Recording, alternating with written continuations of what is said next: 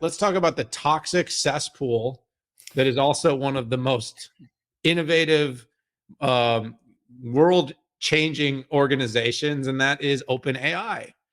Pat, I'll start here, but what is going on at OpenAI now? Greg Brockman is leaving. You've seen, and he's just one of three more senior leaders. You have John Schulman. He's another. So two co-founders. One, Brockman's taking a leave of absence. You watch that? Leave of absence. Okay. Just making sure that everybody sees that. Some people listen to the podcast. I just did quotations in case anybody didn't see that. John Schulman, another co-founder, he's heading to Anthropic. He's heading to a competitor. Peter Dang, their product leader, one of their very most senior product builders, is leaving. Pat, I can't help but think that this company has major toxicity. When this news came out, all I'm going to say is whether it's been Sam wanting to take on Microsoft. I know he doesn't, but he does, but he doesn't, but he does. He's definitely, the person that funded. Oh, by the way, Pat, we didn't talk about the $1 billion opportunity Intel had to take 30% of OpenAI. We'll do that another time.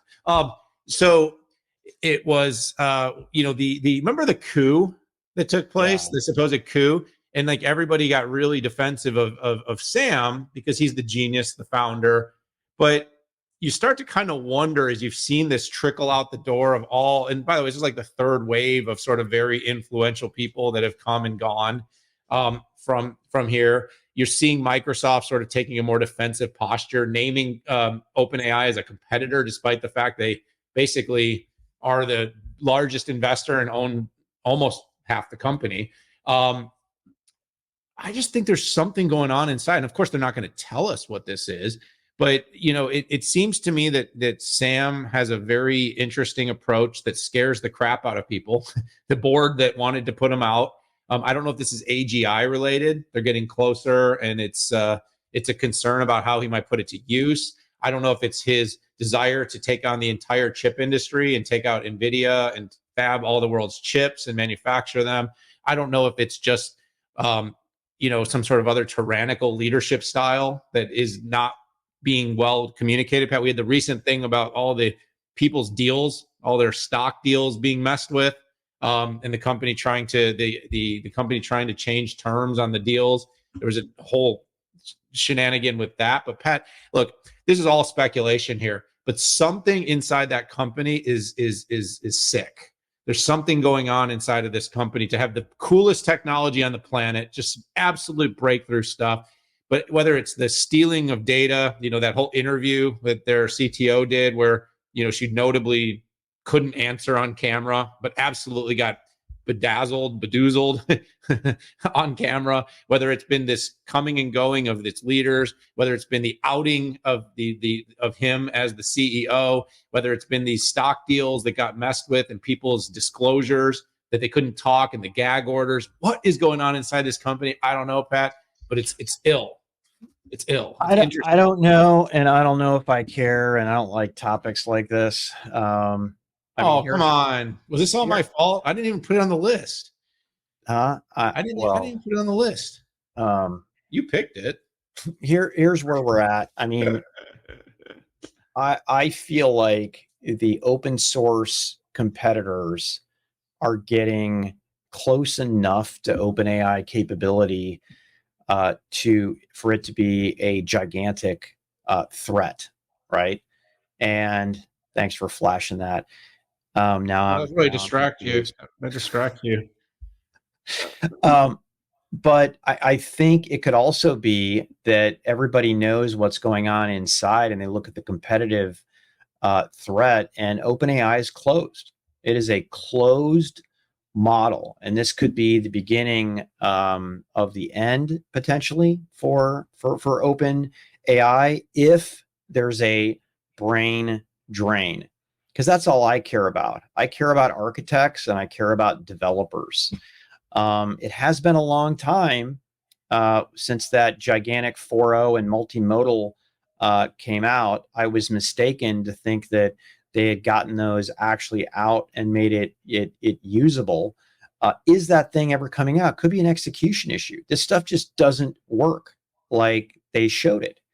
that is a potential here. But what I see is open source and closed source narrowing in right now, and OpenAI has to do something and stay ahead. Otherwise, they're going to get rolled over by the open source folks. I don't think Gemini is a risk at this point, just given the horrible types of responses that have come out. I mean, come on, Dan. I mean, like, when's the last time you started your search on Gemini? No, I agree. I'm only laughing because every massively profitable company in the planet is closed. It just has something that's super closed and very proprietary. But having said that, like I told you earlier, I'm seeing things being built with open that are like very powerful. And so you've got this conflicting thing, but like, Pat, I'm going to actually say that like Apple's culture is all about closed. Microsoft has lots of closed architectures inside of in systems, and it has made a lot of money by that. Google, by the way, has always had a bit more of an open lineage, but definitely has some proprietariness and things like its algorithms that have made it incredibly powerful. I just mean like OpenAI, yes, it has been the antithesis of open, but my gosh, like what a market advantage. Like, why would you run away if you're a founder and you have like, unless some like, I don't think it's, I just, again, you are running away with some value, right? Let's say your vest was 4 years and you stuck around for 2, and you're just like, this place is hell. I that's, can't yes, that's all I'm saying. Yeah, I can't work here, and I am out, right? Now they didn't exactly go from doing OpenAI potential, hellscape into, oh, I'm going to go retire, right? Like these people are winding up at other, 16-hour day shops, Morgan Stanley intern type of territory here. And so it's not, I don't think it's necessarily that. There has to be something with the competitive front, because these people jumped in. I got to tell you, I don't think it's for purpose. Okay. I think it's to make a ton of cash. And they would have stuck around. And if they thought that the valuation would have gone up astronomically and stuck, it could be hedging your bets. Hey, they're only going to lose $5 billion this year, from what I'm reading. Yeah, I mean, Amazon lost billions too for like a decade, yeah. And the market was okay with that. Heck, they even went public. Like, I think it took them 10 years to make any money. You could fact check me on that, but it was a long time. Yeah, so I think we're mostly in alignment. I just mean like I think there's something toxic. I don't know what it is. What do you mean by toxic? Do you mean like I think it's culture? There was some, I've studied tech and culture for a long time, and I don't think these execs are running away because they don't believe in the tech. I think they're running away because there's something in the culture. There's something about the way the power struggle, the way the company's evolving, the things it wants to invest in, the way it's treated the people that help build it. And it did start with a mission that was all about helping to democratize and bring this technology to the world. This group was not people that needed money. These people are financially, not all of them, but I'm talking about the people at the top of this org are financially well-to-do. The board had announced that they were very concerned about that. Like, all I'm saying is that was a bit of a canary in the coal mine of what was about to come. And now you've seen it happen, the way employees have been treated, the way, and these founders are leaving and then they're being gagged and said, don't talk about, like, why? What are you not talking about? And I'm not, again, not proprietary tech stuff. What's going on inside the walls of the company that is created? And by the way, and like you look at Satya and they're building competitive products now, and they've announced them as a competitive, like there is a force of nature inside that company that wants to even take on those that have helped it become successful, which again happens when companies get big enough. I'm just not sure they're there yet when they're still losing $5 billion a year. Who knows? It's a fun these are, I know you don't love them as much as I do. It's all speculation. You know what? I'm going to talk out. I actually like that. That was fun. It's so funny. We're talking about we're talking about this company like it has 100,000 employees or something. It has like 2,000 employees. But it did change the world. They did. They literally changed the world. Yeah. No. Totally. Yeah.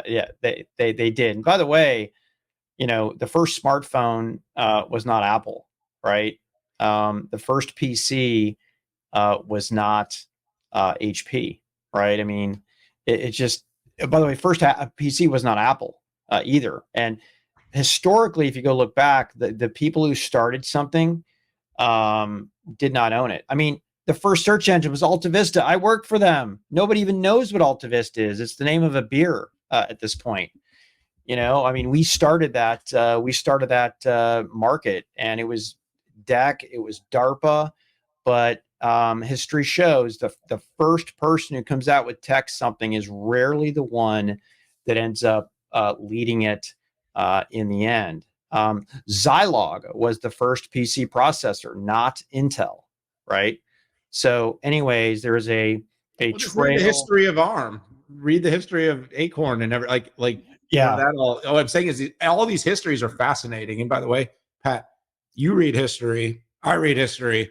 I wish the world and most of the people read history. It would make the world such a better place. You I think it would lower stress levels too. Like this. Oh my gosh, what happened? And like, hey, back in 1960, this happened. We tried it, and doesn't mean we doesn't try it again. But let's go back and realize why what we did in 1960 failed, and what we can do to do that. The fall of civilization, Greece, right? Rome, and all of the precursors that led to their demise.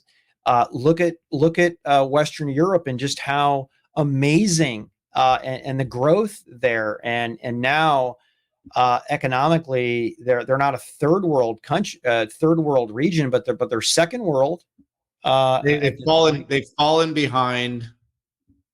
And again, this is an interesting debate, a very 180 from just talking about the tech, but a significant policy change from capitalism has created a different type of construction of population and of those particular societies. So very interesting, Pat. Read history, everybody. It's not all available on TikTok. You might need to find a library, but those are available online.